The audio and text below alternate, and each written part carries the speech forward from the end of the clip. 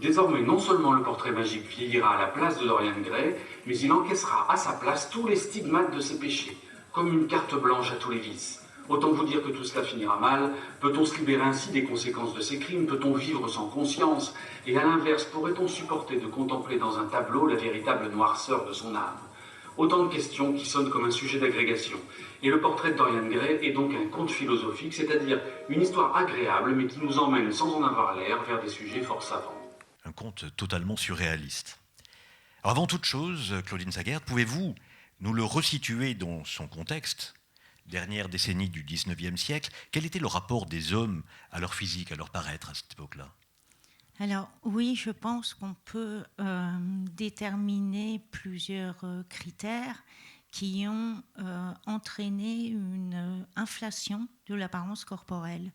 Et bon, j'en déterminerai 4. Alors bien sûr, dans le contexte de l'œuvre, il y a le dandysme. Alors, qu'est-ce que le dandysme? Même si l'œuvre, la première parution date de 1890, le dandysme apparaît dans le premier quart du XIXe siècle. Donc là, on est par rapport à Oscar Wilde, peut-être dans la fin de l'influence du dandysme. Néanmoins, il y fait référence dans son œuvre. Notamment par rapport à l'apparence, par rapport à l'idée d'être sublime, par rapport aussi à une certaine aristocratie de l'esprit. Il faut absolument être élégant et être dans un caractère, s'affirmer, être original dans sa tenue, dans ses propos.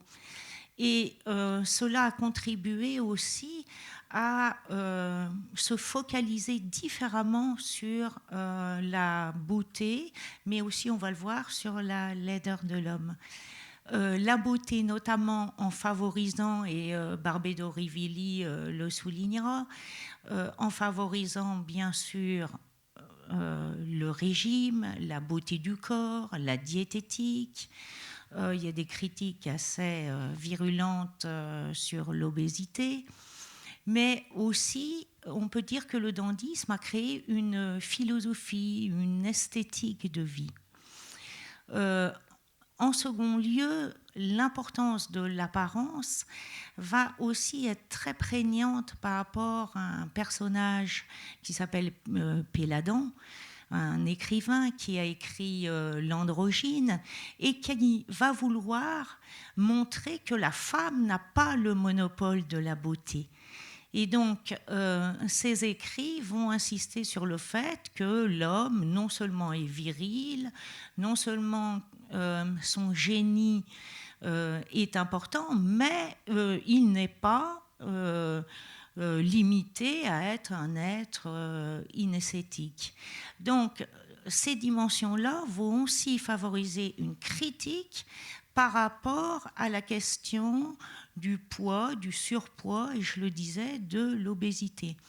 Il y a un très très beau texte de Georges Vigarello sur les métamorphoses du gras qui pointe justement qu'à partir du XIXe siècle, on assiste aux première raillerie extrêmement virulente du personnage obèse. On va l'appeler le gros patapouf, par exemple. Et Théophile Gautier va d'ailleurs écrire un texte qui s'appelle L'obésité en littérature, où il va dire que Balzac est aussi gros que son génie est grand.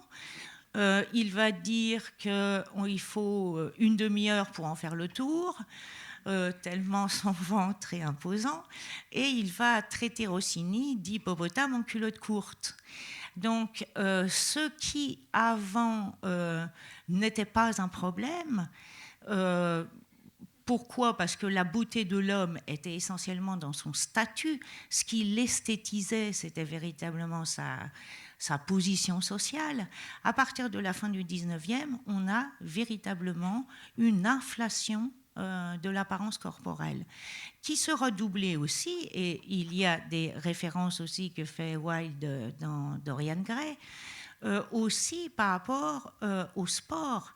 Il ne faut pas oublier que 1896, les Jeux olympiques organisés par Coubertin vont favoriser un regard sur le corps masculin, et il y a énormément de textes, notamment de Coubertin, mais aussi d'autres comme Hébert par exemple, qui vont valoriser la beauté de l'homme nu sur les stades.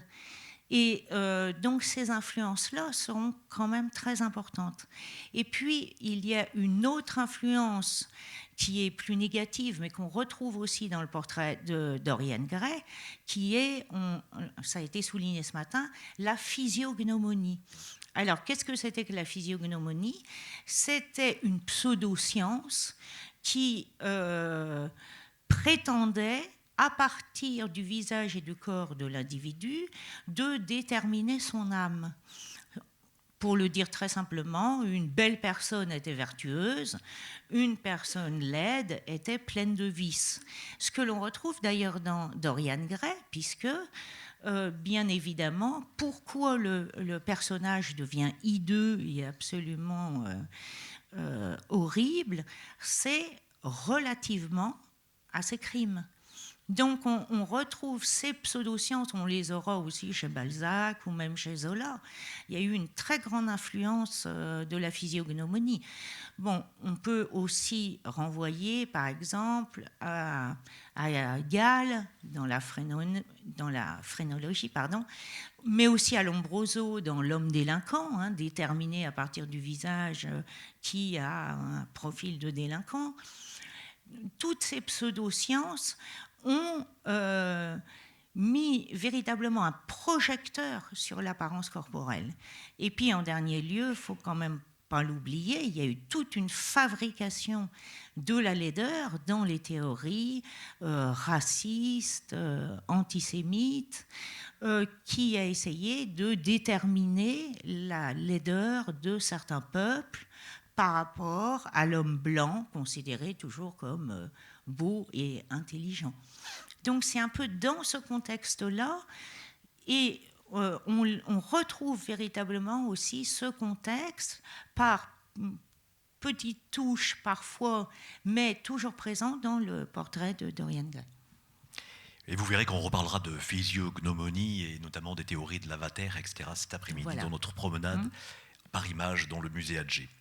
Alors, conte totalement surréaliste que le portrait de Dorian Gray, disais-je, comme si l'individu promu au rang de créateur de sa propre apparence pouvait devenir l'artiste de sa propre beauté et abandonner son âme. En d'autres termes, la quête de beauté de tout temps n'est-elle pas une recherche illusoire de ce moment suspendu, au temps suspend ton vol, de ce moment de la jeunesse, du tout est possible, incitant tout un chacun à se débarrasser de sa temporalité et à retrouver cette notion de temps passé. Ce que Michela Marzano qualifie, dans cette quête absolue de beauté simple, d'enfermement dans un monde sans épaisseur. Quelle finalité pour vous voir dans ce conte à ce sujet ? Alors, bon, il y a plusieurs choses peut-être à souligner. Effectivement, à partir du moment où Dorian fait le pacte, que ce soit le tableau qui vieillisse et non pas sa personne, on peut dire qu'il est rentré dans une beauté qui finalement est totalement figée. C'est une beauté paradoxalement essentialisée. Pourquoi ? Parce que Dorian n'est traversé finalement par rien. L'exemple que l'on peut donner à ce sujet, qui est vraiment extrêmement clair, c'est lorsqu'il va voir la jeune fille dont il prétend être amoureux, Sibylle Vane, et lorsque il va la quitter et que celle-ci va mettre fin à ses jours, il n'est absolument pas affecté par cet événement. Le soir même, avec Lord Henry, il va à l'opéra. Donc, rien véritablement se fixe, rien ne le traverse. Et ce qui est très intéressant, c'est que finalement, dans cette beauté qui est, comme je le disais, essentialisée, on a l'impression qu'on assiste à un présent éternel. Il n'y a pas de passé et il n'y a pas d'avenir. Et donc, la vraie faille de Dorian Gray dans son désir de beauté, d'une beauté qui ne change pas, c'est véritablement d'être sans mémoire. Il n'a pas de mémoire et de ce fait, s'il n'a pas de mémoire, comme le dit superbement Oscar Wilde à la fin du roman, eh bien, si la conscience est sans mémoire, finalement, on est face à une absence de conscience, puisque la conscience, c'est le tableau, la mémoire, c'est le tableau. Or, qu'est-ce que veut à chaque fois Oscar Wilde ? Il veut effacer les traces de ce qu'il vit. Il veut donc être dans un présent éternel. Alors, cette question de la mémoire, elle est très intéressante aussi en philosophie, parce que qu'est-ce que disait Bergson finalement ? Conscience, c'est-à-dire mémoire. Sans la mémoire, il y a effectivement pas l'accumulation du passé et pas cette projection dans l'avenir. Donc, Dorian Gray, il est quelque part figé dans le temps. Il perd de ce fait-là son humanité. Il n'a pas de maturité. Donc, il est dans une beauté effectivement sans âge, mais qui n'est que coquille vide. On est loin en tout cas de la philosophie de la Grèce antique, du banquet de Platon, du kalos kagatos, qui signifiait que beauté physique et beauté de l'âme ne faisaient qu'un. Il y aurait beaucoup à dire sur ce roman qui est absolument extraordinaire, avec des phrases, l'initiation au secret de la vie et du aux-arts, et surtout à l'art littéraire, qui s'adresse directement aux passions et à l'intellect. Il y aurait beaucoup de choses à dire, mais le temps file encore, et donc on va être obligé d'aller un petit peu plus loin. Oscar Wilde aimait beaucoup l'écriture d'Edgar Allan Poe. Alors, s'est-il inspiré du portrait ovale, micro-nouvelle fantastique tirée des nouvelles histoires extraordinaires, une des plus courtes, 2 pages, écrite par Edgar Allan Poe en 1842 et traduite en français par Charles Baudelaire. Je vous resitue un petit peu les choses. Dans l'obscurité de la nuit, à la lueur des candélabres, le narrateur est attiré par un tableau accroché au mur de la chambre du château dans lequel il a trouvé refuge. Il s'agit du portrait d'une jeune femme à la beauté étourdissante, un portrait revêtant une expression de vie stupéfiante. Un livre trouvé dans la bibliothèque détaillant l'histoire de chacune des toiles du château lui apprend l'origine du portrait ovale. Le peintre, fou amoureux de la jeune femme, mais aussi passionné de son art, la fit poser durant des jours et des nuits sans arrêt pour en faire le plus beau portrait.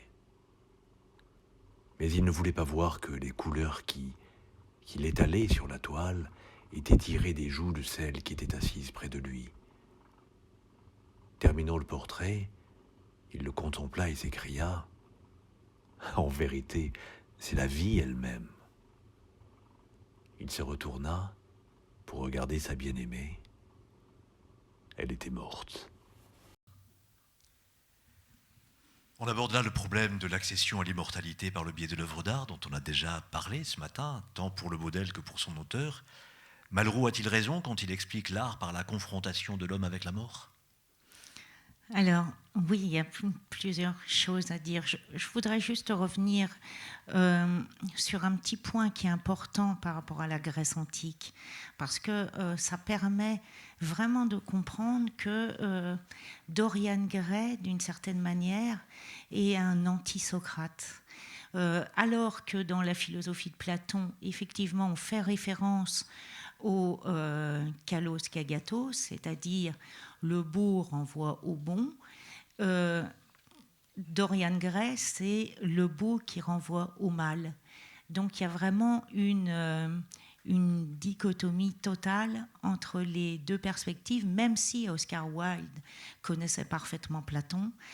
C'est très intéressant de voir que dans la Grèce antique, la beauté n'était pas séparable d'une dimension esthétique, éthique et politique.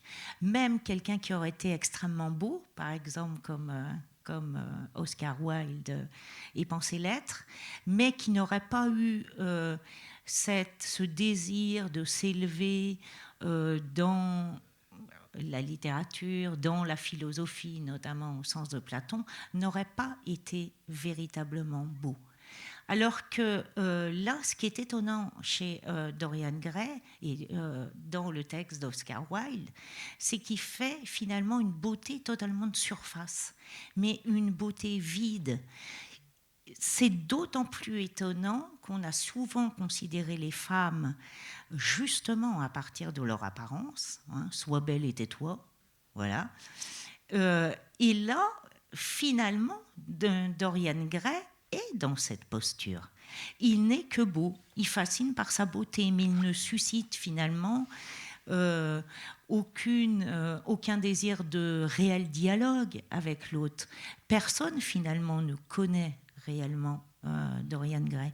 Donc c'est important de voir cette dimension-là, parce que on peut dire aussi il y aurait d'autres dimensions philosophiques à développer, notamment à partir de la philosophie de Nietzsche, parce que le paradoxe chez Wilde, c'est qu'il essaye d'essentialiser l'apparence, ce qui est totalement impossible, puisque l'apparence, elle est multiple, elle est changeante. Alors, pour en venir aussi à Edgar Poe et au portrait ovale, ce qui est vraiment très intéressant dans cette idée de création, et même on pourrait presque dire d'enfantement, parce que quelque part il va enfanter sa toile, mais en vampirisant d'une certaine manière son modèle. Et il y a comme ça une ligne directrice dans beaucoup de textes dont on fera peut-être référence, notamment le chef-d'œuvre inconnu de Balzac, où on assiste véritablement au créateur qui prend d'une certaine manière la place de Dieu. Et ceci est très intéressant aussi du point de vue de l'immortalité. Qu'est-ce que c'est que l'art si ce n'est une dimension qui est victorieuse sur le temps? On peut aller voir l'art pariétal, on peut regarder des statues qui ont 3000 ans. Finalement, l'art, c'est l'antimort. Et l'art génère, comme on l'a dit tout à l'heure, de la vie, mais une vie véritablement immortalisée. Du point de vue du vivant, on n'a que deux moyens de s'immortaliser, soit par la filiation, comme le disait Platon dans le Banquet, soit par les écrits. Et on retrouve cette immortalisation de l'art aussi superbement exprimée dans le Banquet de Platon, dans le discours de Socrate. Créer des textes philosophiques qui, justement, passeront les années. On passe maintenant au mythe de Pygmalion et Galatée, issu des Métamorphoses d'Ovide. Un bref rappel. Pygmalion, sculpteur de Chypre, profondément misogyne, refuse de se marier car les seules femmes passablement épousables sont des prostituées. Il se réfugie dans le célibat et crée une statue parfaite à ses yeux, représentant de manière très claire son idéal féminin. Il la considère comme une vraie femme, la pare, lui offre des cadeaux, l'embrasse. Mais hélas, ce n'est qu'une statue. Vénus ou Aphrodite, déesse de l'amour, observant cela, dans sa grande mansuétude, la transforme en femme vivante. Pygmalion, qui voit sa statue devenir un être de chair et de sang, en tombe amoureux et l'épouse. Que de questions cela soulève. Pygmalion crée son idéal féminin objet de désir, répondant à sa vision du monde. N'est-ce pas ce que fait l'artiste, donner sa vision du monde? Quelle est votre interprétation du mythe? Alors, ce mythe est très intéressant parce qu'on le retrouve d'une autre manière, bien sûr, dans la Genèse, Dieu qui créa l'homme avec de la terre et de la poussière. Mais moi, il me fait penser vraiment au mythe de Pandore. Dans la Théogonie d'Hésiode, vous avez le récit qui est raconté. Bon, je ne peux pas raconter tout le mythe de Prométhée qui va conduire au mythe de Pandore, mais Prométhée a volé le feu pour le donner aux hommes. Et bien sûr, Zeus va vouloir punir Prométhée et son frère Épiméthée.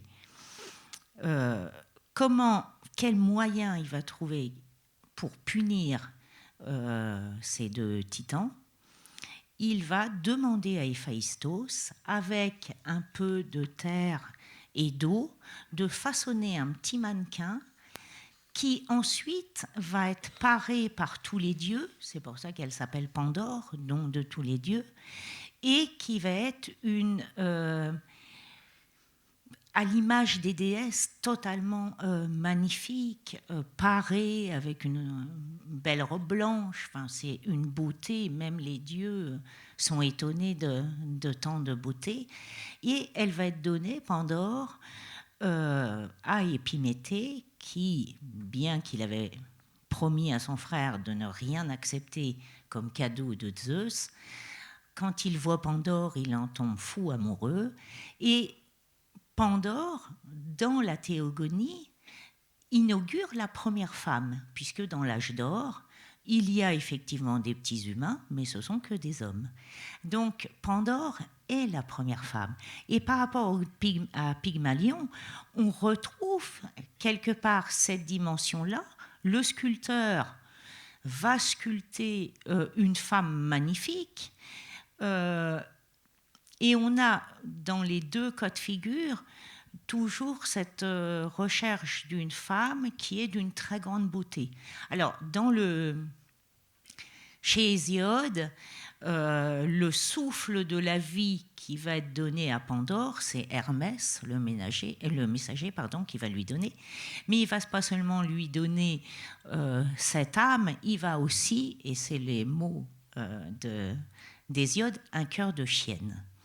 Donc, ce qui fera que Pandore va apparaître très belle, mais moralement, elle ne sera pas belle. Alors, bon, je ne peux pas développer toutes les conséquences de cette dimension-là, mais ce qui est intéressant, c'est que là, on a, dans le mythe de Pygmalion, l'idée déjà d'une misogynie totale, puisque toutes les femmes existantes ne sont pas belles, que Pygmalion, finalement, prend la place de Dieu pour créer, et alors ça c'est très intéressant, une femme, mais qui est totalement à son image. Qu'est-ce que finalement refuse Pygmalion? C'est d'une certaine manière l'altérité. Il crée, en partie du moins, un double de lui-même. Alors, effectivement, c'est Aphrodite qui va insuffler la vie à cette jeune femme, Galatée, mais il y a un effet finalement de miroir. Et cette idée de miroir, on la trouve aussi dans le portrait de Dorian Gray. Dorian Gray, on l'a dit tout à l'heure, n'aime personne, mais il ne s'aime pas non plus lui-même. Ce qu'il aime véritablement, c'est son image. Et on peut se demander si Pygmalion n'aime pas Galatée, n'aime pas finalement l'image que représente la femme chez Galatée, qu'il maîtrise totalement, puisque c'est sa création. Donc il y aurait quand même une négation de l'autre dans ce que peut représenter ce mythe. L'idée d'absence d'altérité, d'absence de dialogue, même si en finalité, ils vont donner naissance à un enfant. Mais le mythe s'inscrit véritablement dans d'autres mythes qui mettent le Créateur à la place de Dieu. Alors, deuxième question, réponse en un mot. Les robots dont nous parlons tant aujourd'hui, ne seraient-ils pas une réécriture moderne du mythe? Alors oui, on retrouve aussi dans l'idée du robot cette absence d'altérité. Mais j'aimerais faire référence aussi à autre chose. C'est ce que l'on appelle les love dolls, les poupées, des poupées que certains peuvent commander sur Internet. Et il y en a un commerce très important, notamment au Japon, mais en France, il commence à se développer, qui est totalement à l'image, finalement, de Galatée et de Pygmalion. Qu'est-ce que c'est que ces poupées? Ce sont des poupées qui sont à l'image des femmes, qui ont une ressemblance très, très étonnante dans le réalisme et qui, pour certains hommes, font figure de femmes. J'écoutais un entretien l'autre fois dans lequel un homme disait qu'il considérait sa poupée comme sa femme et que maintenant, même s'il rencontrait quelqu'un, il resterait avec sa poupée. Et donc c'est très intéressant. Bonjour. Et par rapport au robot, on pourrait imaginer que finalement le robot remplacerait ce rapport à l'altérité.